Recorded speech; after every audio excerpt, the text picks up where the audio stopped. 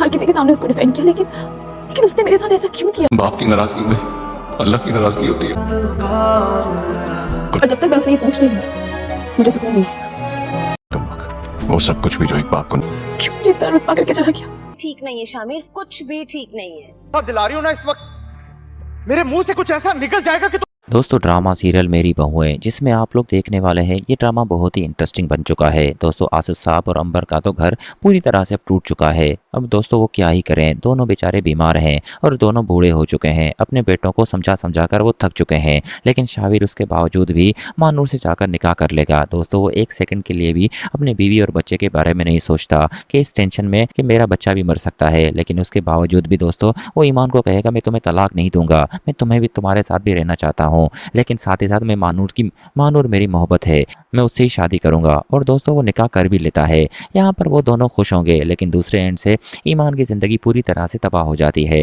दोस्तों आसिफ साहब और अंबर तो शाविर को बहुत समझाते हैं, उनके सामने गिड़गिड़ाते भी हैं। हालांकि इन सब में आसिफ साहब की तबीयत भी ख़राब हो जाती है, लेकिन उसके बावजूद भी शाविर रुकता नहीं है। ताकि आलियान भी उस पर हाथ उठाता है कि तुम्हें समझ नहीं आ रही, बाबा क्या कह रहे हैं, तुम छोड़ दो ना उस औरत को, क्या है आखिर तुम्हारी यहाँ पर बीवी है, बच्चे हैं, उसके बावजूद भी तुम ये सब कर रहे हो, तुम्हें शर्म नहीं आती। दोस्तों आलियान उसे बहुत मारता है। यहाँ पर शाविर के मुंह से खून भी आ जाता है, क्योंकि दोस्तों आलियान का गुस्सा 7वें आसमान पर होगा कि तुमने माँ बाप से बदतमीजी कैसे की, बाबा की तबीयत तुम्हें पता है ना बीमार है, उसके बावजूद भी तुम ये सी हरकतें कर रहे हो और माफ़ी मांगने आए हो, हम तुम्हें माफ़ कभी नहीं करेंगे, निकल जाओ यहाँ से। दोस्तों आसिफ साहब की इन सब में तबीयत खराब हो जाती है और कहेंगे कि छोड़ दो शाविर को, जाने दो जहाँ उसको जाना है, और उसके लिए इस घर में कोई जगह नहीं है। दोस्तों शाविर तो चला जाता है और मानूर से जाकर निकाह कर लेगा, क्योंकि वो मानूर से मोहब्बत करता है। लेकिन फिलहाल तो उसे कुछ समझ नहीं आ रहा। जब उसे पता चलेगा कि उसी की वजह से आसिफ साहब की डेथ हो गई, तो दोस्तों उसके पैरों तले ज़मीन खिसक जाएगी, क्योंकि सारा कसूर शाविर का है।